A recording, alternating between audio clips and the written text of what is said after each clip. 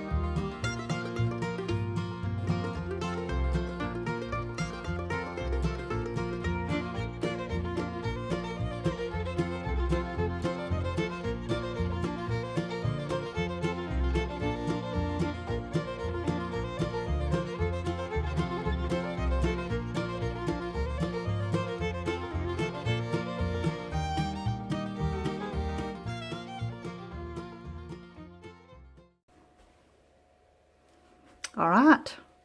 Well, thanks for joining me again for Kreations by Kim. Don't forget to hit the like, share, and subscribe buttons. And if you have any input, go ahead and hit me up with a comment. And I guess we'll talk to you later. See you next time. Bye.